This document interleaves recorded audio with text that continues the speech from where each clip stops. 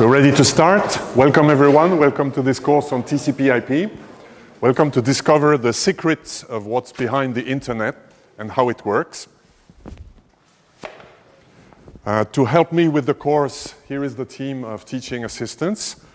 Jagdish is the head TA responsible for the labs and for the Moodle site. Elena, called Eleni, or Eleni, called Elena. Maz. Roman, who's behind the camera, or was behind the camera. Wajeb. And Song. So in case of any questions on the labs, for specific labs, some of the TAs will be more specifically responsible. You will discover that in due time. This course is in principle for everyone at EPFL, though I didn't manage to convince all sections to put it in their curriculum. Any research we do or technology we do today is networked, whether you work on information systems, but also on robots, or smart grids, or surveillance, or smart bridges, whatever you're building, you need probably to have some kind of Internet of Things, some kind of networking, servers, etc. So this is for anybody who has to do with computer communication. It's an easy course, that's the good news. Doesn't mean you have to work little. It's essentially a practical course. So what we will see in the course, in the lecture and the theory part, is what are the ideas that are behind the things, but it's not like signal processing or Fourier transform or things like that. There's no big, difficult concept, but there's a lot of small concepts, so you should not underestimate either the amount of work that's required. So the good news is you don't need any practical background, except of course it's about using the computer, so you need to be able to use the computer. You need to be able to have one programming language. By default, we will use Python, which is perhaps the simplest to use for everyone, but if you're more comfortable with C++ or whatever, you can do the labs that require programming. Not all labs require programming, but the labs that require programming, you can do it in your preferred language. If you're not comfortable with any programming language, we will give a short, quick tutorial on Python, which you can learn in practically one day, so that should be okay. And as I mentioned, it's a preparation for anything you do in science and technology today, and in the context of information systems in the courses that are listed here that will heavily use the things we will see in this course. One of the difficulties of this course is that it is simple, but has a lot of things. So how do you learn about such a domain, which is essentially descriptive? It's more like geography than maths, if I take an analogy to high school, right? So how you can learn geography by learning all the capitals of all the states of all the USA, Latin America, etc. And it's a bit boring. And you don't need that because you have Wikipedia today to get all that stuff. So we have the same kind of issues are asked here. Do we need to know all the details of how TCP works, for example? So the viewpoint one would be, yes, I want to know all the details because I want to become an expert in that field. The viewpoint two says, well, I don't really need to know the details because they're all available online. Those two viewpoints are extreme, so like any extremes, in particular in Switzerland, we don't like that, so we have to be in the middle. The viewpoint one is what you take when you take a computer network associate certification of Cisco, and you have to be able to install 50 routers at Swisscom tomorrow morning and know exactly the commands on how to do it. We will not teach that in this course. You will not be the certified Cisco engineer. But by doing the things in detail, you learn a lot of things. So there is still value in doing things in detail and doing some exact and practical work. So we will do some practical work. But it's not possible to do it all, except if you want to devote your life to learning and working with TCP-IP, which I would welcome you to, and I'm happy to talk to you if you want to do that. But if you just want to devote 5 credits of your education to this, perhaps we need to find a shortest path to discovering the knowledge. which is a generic problem we have today in science and technology. I mean, we can't learn everything about data processing, about machine learning, about statistics, about TCP-IP. So we have to have abstractions and simplifications.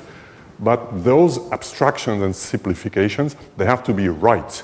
They have to give you the correct feeling and the correct information about the things that you guess.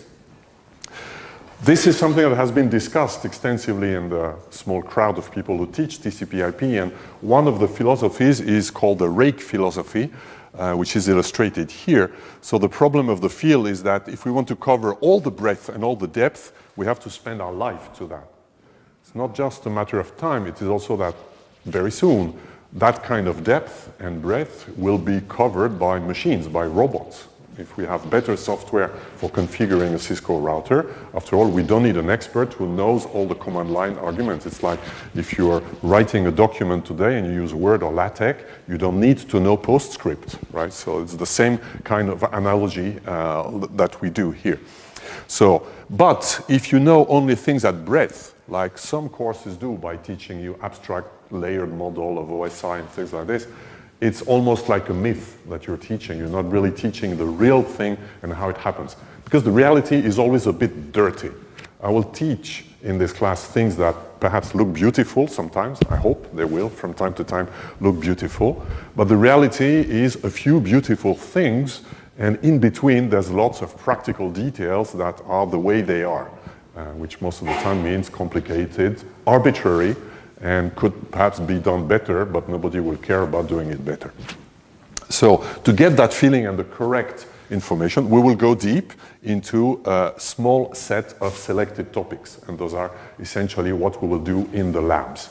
And the hope is that at the end, having covered this, if you have a topic that comes in the middle between two teeth of the rake, then you can extrapolate and guess what happens because you've done it a number of times. We will give you this opportunity in small questions, which we call research exercise questions, that we will add to some of the labs. I'll talk about it in a few minutes. So what I said is that we need to have both concepts and practical experience.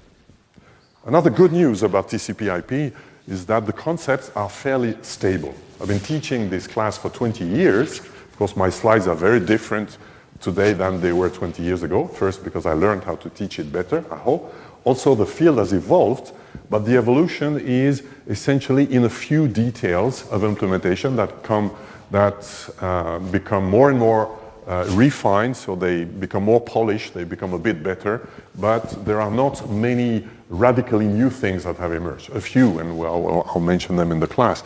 But the good news is, therefore, that there are fairly simple concepts. Usually they are well hidden. If you go to Wikipedia to learn how ARP, Address Resolution Protocol, works, you read the Wikipedia page, and if you don't know about it already, which is in principle the purpose of a Wikipedia page, you don't understand. At least that's my experience. If I go to Wikipedia for computer networking stuff that I've never seen, I'm lost. I really don't understand. Then I try to guess what they really mean, etc., and then start understanding. And the reason is because those concepts are usually not well explained. That's what we'll try to do in this course. To do the concept, most of the time, it's very easy to do if you simply ask those two questions, why and what.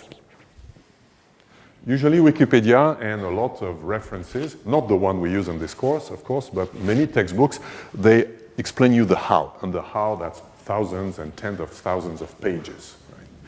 Right? But the why and the what very often is very simple. Not always. Sometimes there are situations that are a bit complicated. We'll see some of them in a few places in the course, but very often the thing is very simple.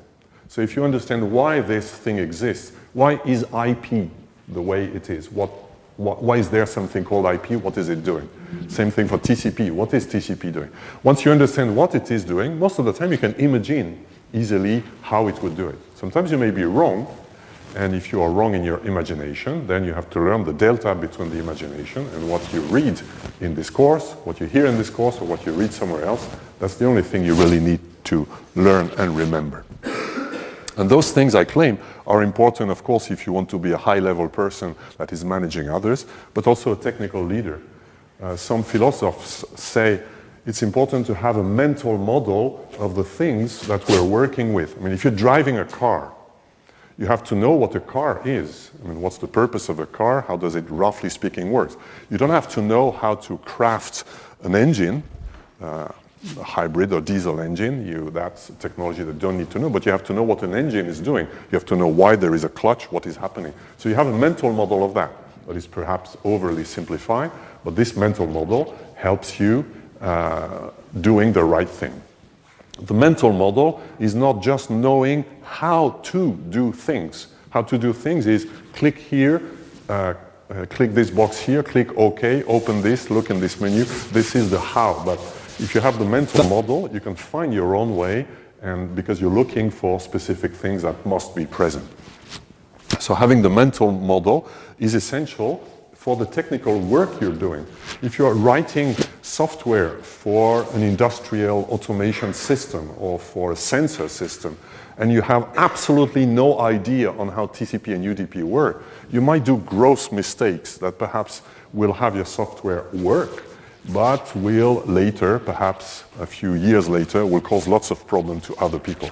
Because if you don't know the simple what and why of the things, you might do things in ways that are not very good from the viewpoint of performance or later stability, or also, as we'll try to talk a bit in this course, of security.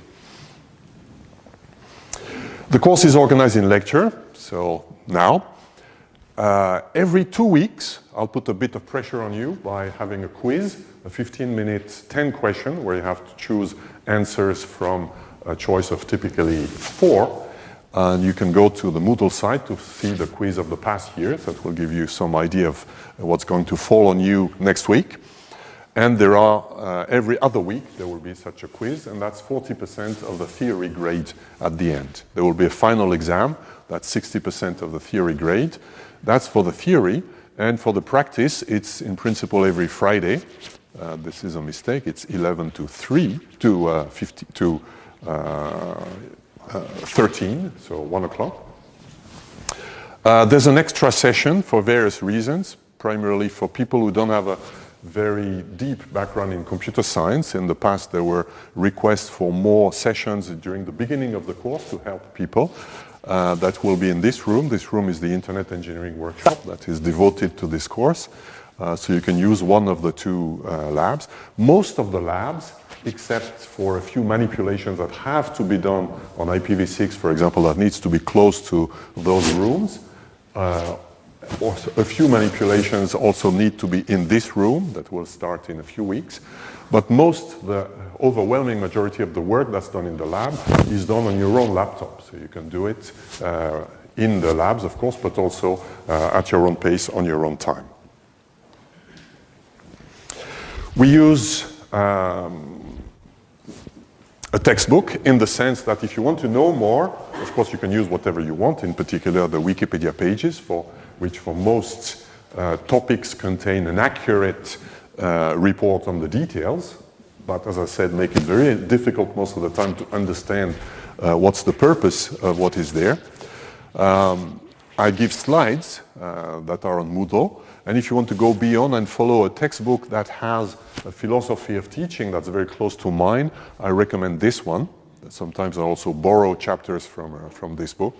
For one specific chapter called Congestion Control, I wrote lecture notes that will complement the slides here. Other questions so far? No? Then I give the word to Jagdish, who will talk to you about the labs. So there would be a total of 7 labs. So they start from lab 0 to lab 6. And labs are mandatory, as Professor Zayu already discussed. So they would be graded. And the main slot for the lab is on Fridays from 11:15 to 13, as approximately 2 hours.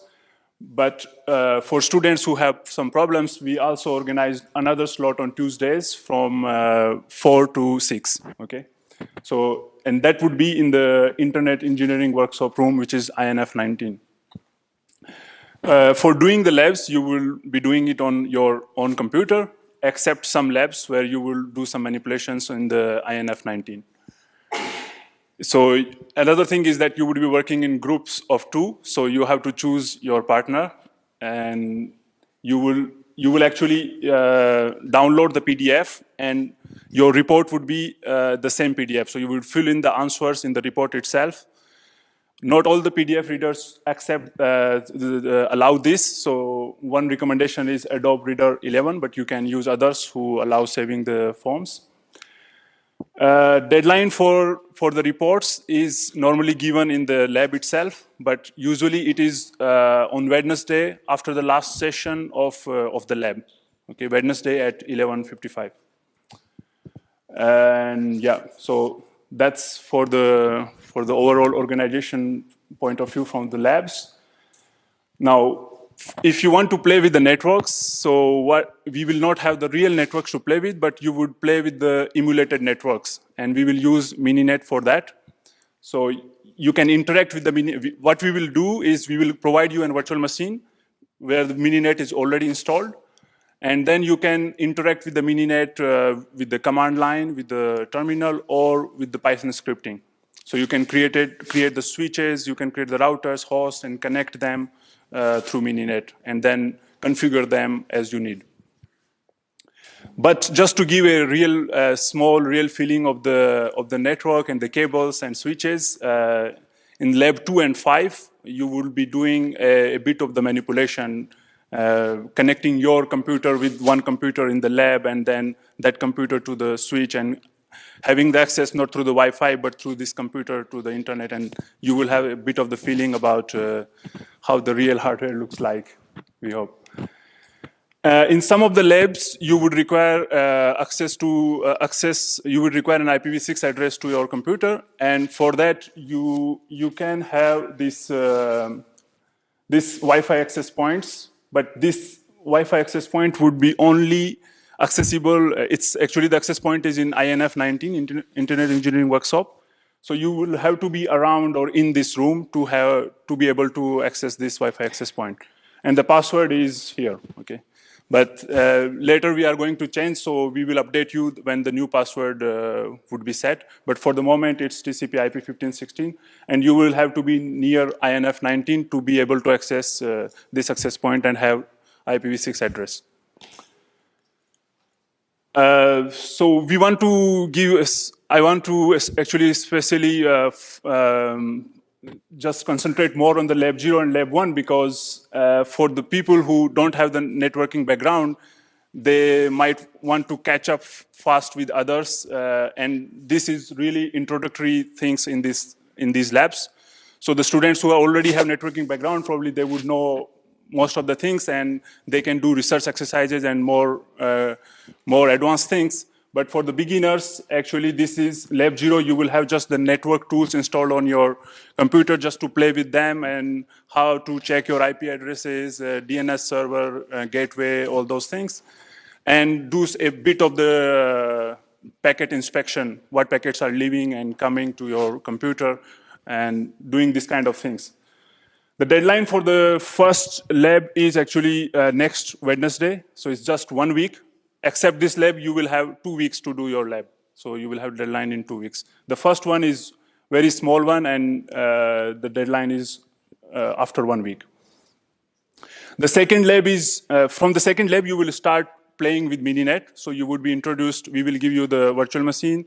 You will install the virtual machine and see how it works in VirtualBox, and then how to use Mininet, how to create switches, hosts, how to create a network at layer 2, layer 3, all those things.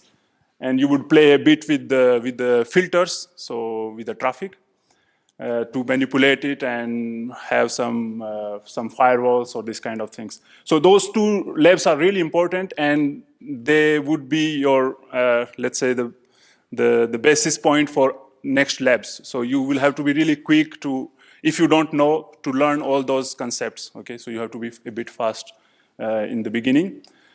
But as we said already, there would be extra session for students who have problems, who never have done a networking course before on Tuesdays.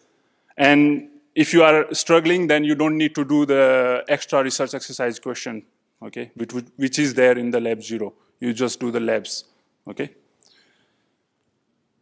For having access to INF19, you will all need access to INF19. So you will have to go to the Moodle and fill this lab utilization agreement, and then we will give you access to this room. For how to use this room, we will soon put a video, and then you can see how to play with what is the architecture of the room, what are the computers, how they are connected, everything, you can see that, and also how to connect your computer to the computers in the lab, or just using the computers of the lab, okay? And so basically please do it fast so that we can give you access as soon as possible. So we have set a deadline for the lab utilization agreement form to be filled by you. And then we will give you access to this. Basically, the most important things is that you have to take care of the material in the lab and be responsible for whatever is going on in the lab when you are there. And when you finish with the things, you keep back the things from where you took it. For example, the cables, and you keep it properly. So I think that's it. So of course, we all are here to help you, but you can also have other places to go and search for help. There will be different TA for different labs. Except me, I would be TA for 2 labs, for lab 0 and lab 2, but otherwise there would be different TA. And while filling your answers, please try to be brief, but not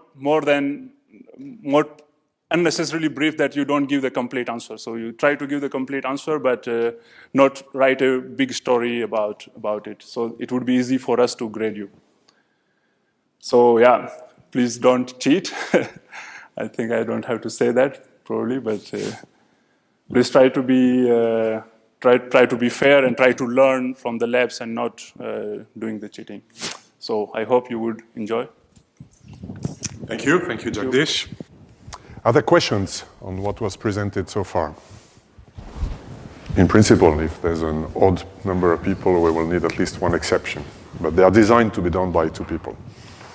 Yes? No.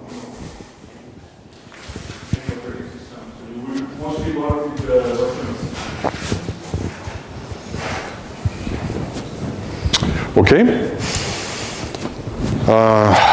Next week will be the first test. So the goal of the test is to put pressure on you so that you also learn the theory progressively during the semester instead of everything at the end, because that's counterproductive, in particular with the labs. The plan is designed such that the lectures come a bit before the labs, and the theory we do in the lecture is required for the lab, and the lab is reinforcing or expanding the theory. So the tests are mandatory, at least 5 out of the 7, because we use only the 5 best tests for grading. All tests are written, so you need tick a box, and closed book, and no electronic equipment. So it's only in your head. We use SpeakUp, which is on speakup.info for doing little polls in the class, for making breaks, and also giving me some feedback on whether things are okay. If you've never used it, go to speakup.info with a web browser of any kind. Later you can download the app if you have a smartphone and answer this question, for example, for the first poll of this session about your background. This course is designed for people who have very little or some background on computer networking. There is a bachelor course on computer networking that many of you take, but the focus of this one is a bit different. The bachelor course on computer networking is more on using the network for a programmer. Here, we will also see that aspect, but we'll also dive on how the network itself is organized. I close the poll in 5 seconds. So the poll is closed. You should see on your screen the results, and the overwhelming majority says A's, which means you had already a computer networking course. But don't worry, if you did not, if you don't know how to answer this question, come and speak to us. Otherwise, if you did not, what Jagdish said, it principally means that the first 3 weeks you have to budget more time to do the things. You will need more time, but it's doable, and in the past many students did it, but you have to be aware that it might cost you more time. When we use Speak Up, like when you use also this network here, don't forget about the EPFL rules. You're using the network, using EPFL equipment, so use it ethically.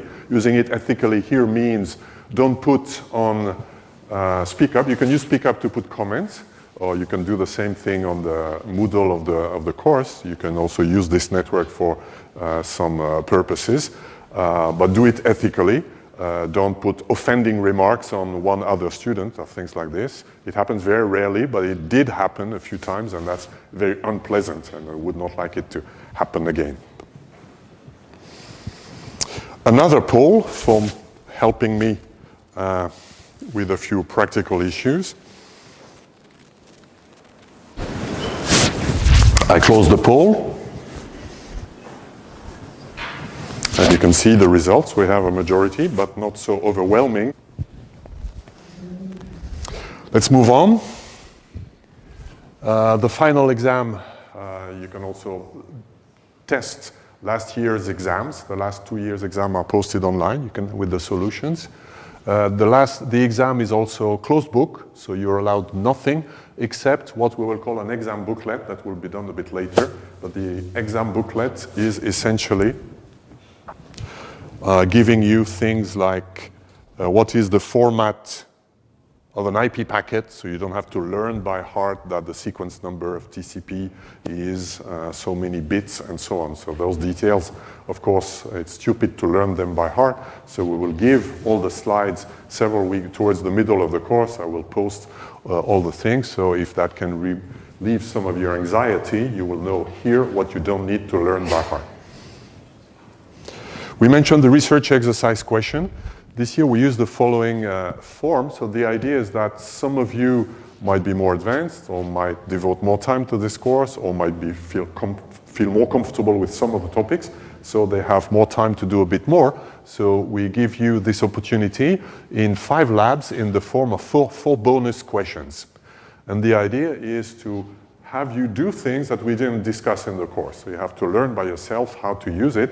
In the first lab, it's how to use a tool for automating the analysis of packet traces. In other labs, it is how a variant of a protocol or a protocol that we did not discuss in class works and what it does. And so not in every lab, in 5 out of 7 labs, there will be those optional questions.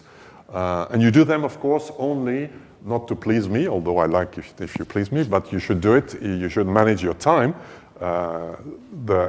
Doing half well the bonus and half well the lab is a very bad idea. So you should do first the lab very well. And if you have enough time, you're interested by the topic, for any of those, you do the research exercise. If you do it completely wrong, it will not hurt, but it might be at the expense of the time you have to spend for something else. So it's for bonus, it's added to the lab grade for a total of max 0.5 point, as explained by this formula, which is this last of this practical field. So this is how at the end we will number crunch all the gradings. This lab has 2 feet, the theory and the practice. The practice is perhaps more important in volume for what you will have to do. But in terms of grading, they are equally weighted.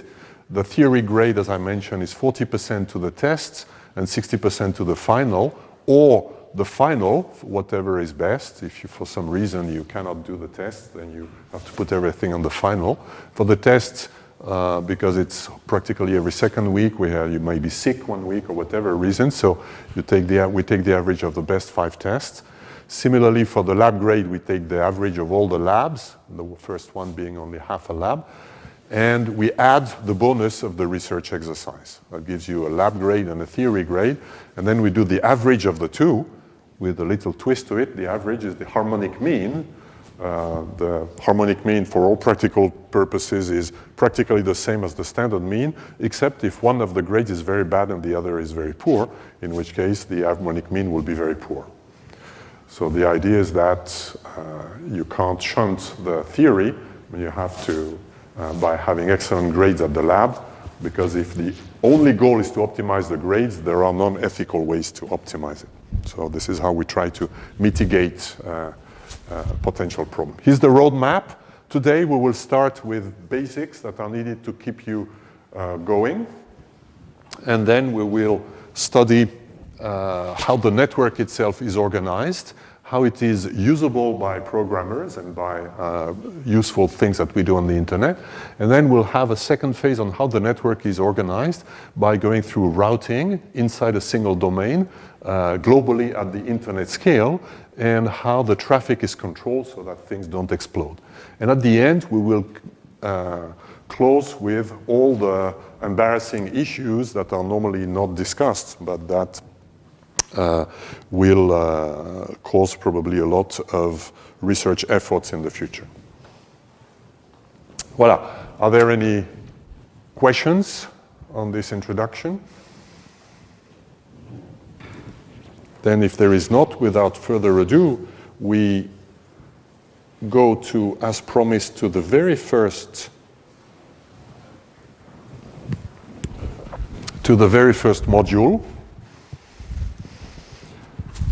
The goal of this very first module is to give a shallow but understandable and operational introduction to networking so that you can do the first labs. So what we will do is give a bird's eye view of all the different elements that constitute TCP-IP. That's what I call here the TCP-IP architecture, though the word architecture might mean different things. And it corresponds to chapter 2 of edition 1 of the textbook that I mentioned. By the way, this textbook is freely available online, like all the documents I mentioned. You probably have heard that, TCP/IP, the first word that comes to mind is layers. So we say that TCP/IP is a layered architecture. Depending on the textbooks, you find 5 or 7 layers. I use 5 because that's the obvious thing to do. What is a layer? Is building a car made of layers, like building a network? Yes, the chassis, the outside of the car, and the interior, but it's not perfectly layered. You will not be able to just divide it given the road layers for the whole vehicle. Okay, so a car is made of components that have some functions, well-defined functions, and you put them together. Here we call those components layers. Why is it? What is special about the layer? Yes?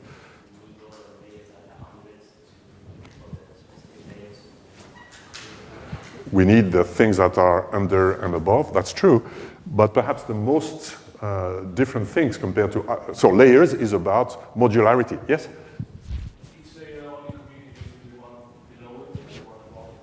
Each layer communicates only with the one above and below. That's good. That's why we call them layers and not just modules.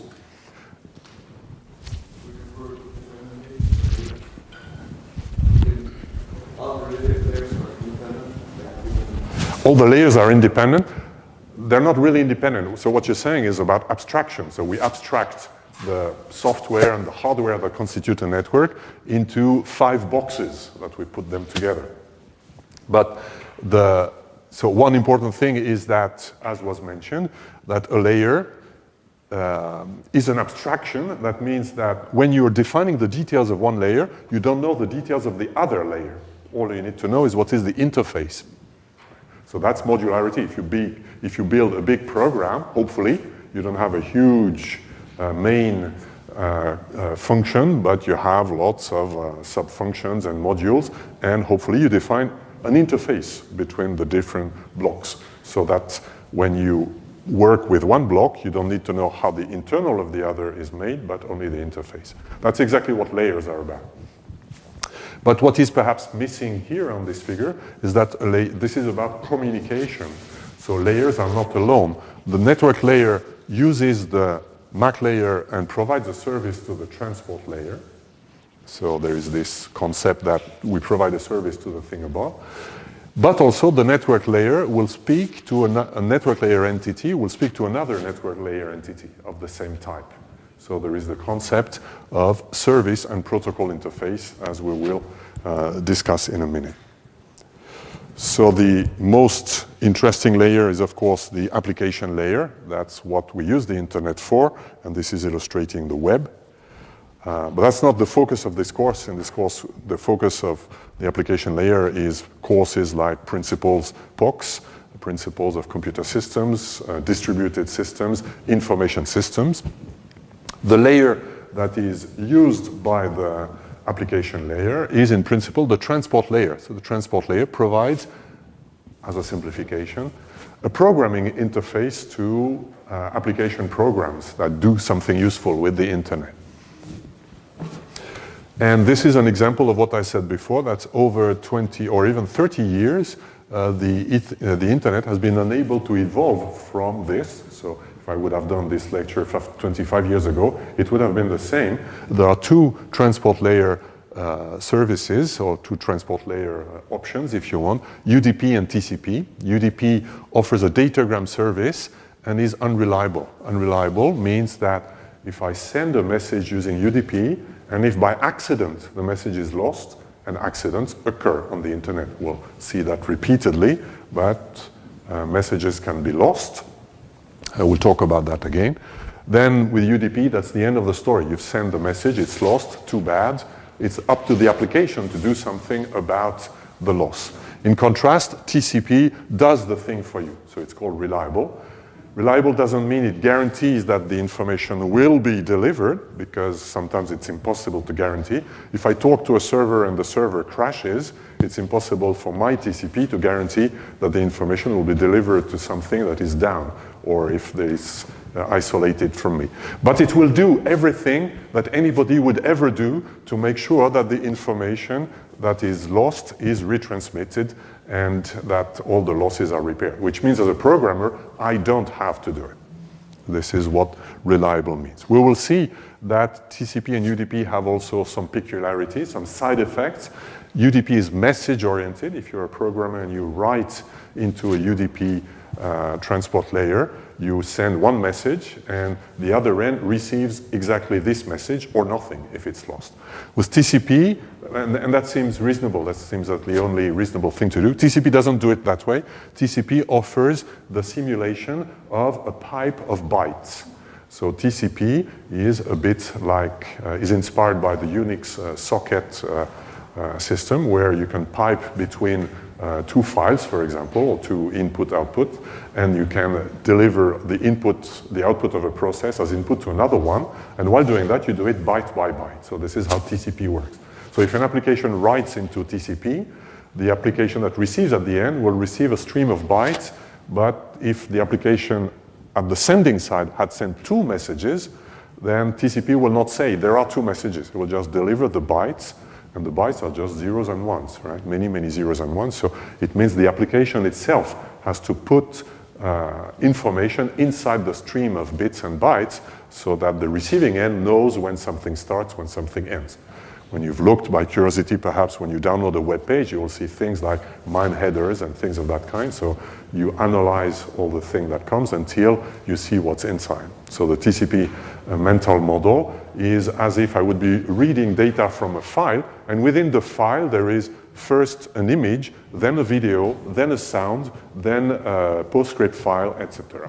And I would need to look up where the markers of beginning and end of those things are. The network layer is the internet, is about interconnecting things together. If you want to interconnect things together, you can do this. You can draw wires or wireless channels between all devices. But of course, this does not scale. That would be stupid. This is what was done essentially at the very beginning of computer networking with the telephone network. With this wire mesh here was in fact the telephone network. The first email programs, UUCP, were using the telephone network from one computer to another. You would open a telephone call, and with two modems on each, and you would transfer the email. So there was no internet in that sense. There was email before internet, in fact. Now, if you want to really interconnect all systems, you want something smarter. What is that thing smarter?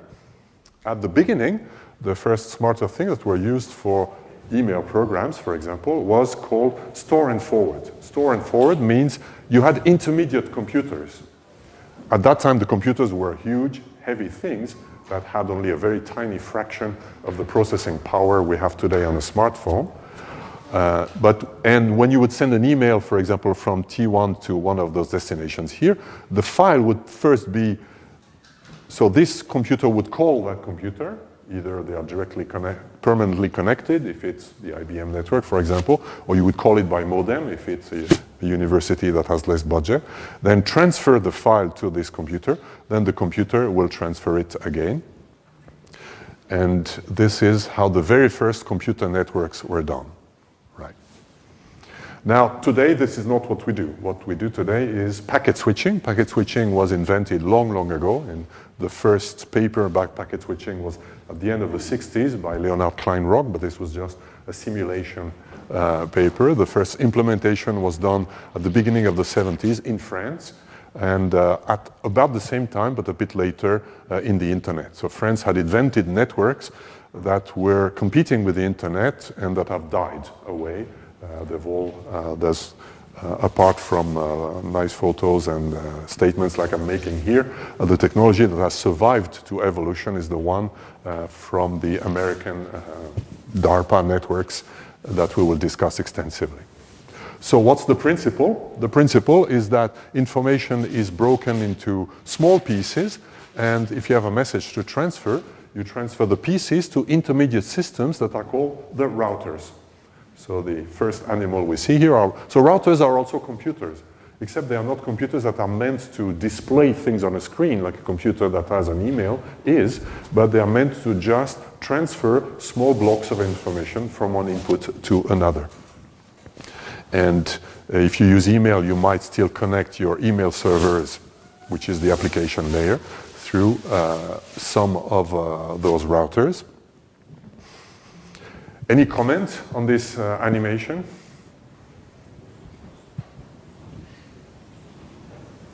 Yes? Don't always take the same path. Yes, packets don't always take the same path. So that's one of the issues we will discuss a bit later. In the internet, the model of the internet is the post office with postcards. Every packet is like a postcard. It is sent through the network of the switching centers, which are the routers, and it may happen that there are usually there are parallel paths for redundancy, and it may happen that not all packets between A and B follow the same path. In fact, we will see in the routing module that what is called equal cost multipath routing is very frequent in the internet, and we'll need to remember that to see what are the consequences on some of the designs. Why do you think that somebody invented packet switching?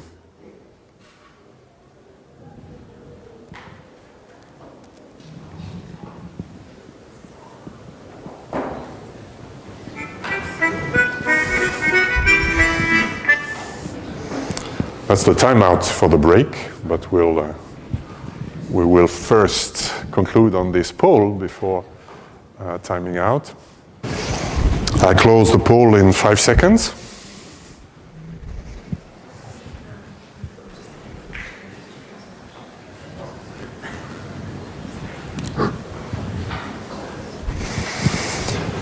And we see the majority of you, a short majority, says it's because of buffer required in routers, and that is probably the correct answer. Here is a time-space diagram that is illustrating something very important that we'll see later, but has a lot of influence on the way TCP is, for example. So time-space means space is horizontal and time is vertical. And I'm showing here what happens when the first system on the left sends a packet to an intermediate system. So we see that vertically is the time it takes to transmit the packet, And the fact that this transmission is not horizontal means there is some delay, a propagation delay between departure and arrival of the first bit of the information. So this is what happens if you do store and forward, right? If instead you do store and forward of packets, so if you do packet switching instead of store and forward, you see that as soon as you receive the first packet of the message, you can transmit it on the first output of the thing in the middle. In this case, the thing in the middle would be called a router today, or a packet switch in the 70s. And we see that what is the amount of information that needs to be stored in the intermediate system, in this case is the entire file, here is just one packet. So if you're downloading a video from the internet with store and forward, and if your video is 2 gigabytes, well, the intermediate systems would need to have the entire video of gigabytes, which of course would be stupid, and it's much better, at least for the amount of buffering. This is also sometimes called cut-through, so the information goes through the intermediate system without being entirely stored. About the other questions, the bit error rate remains the same. And the bit error rate is the number of bits in error, is the proportion of bits that are in error. If you have 1 million bits or 1,000 bits, the bit error rate is a priori the same. It depends on the specifics of the physical layer. We'll discuss that about the same.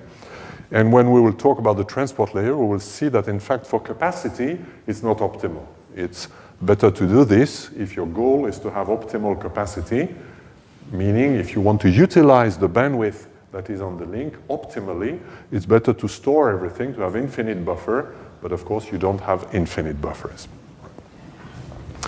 We do a break and we resume at 1:15.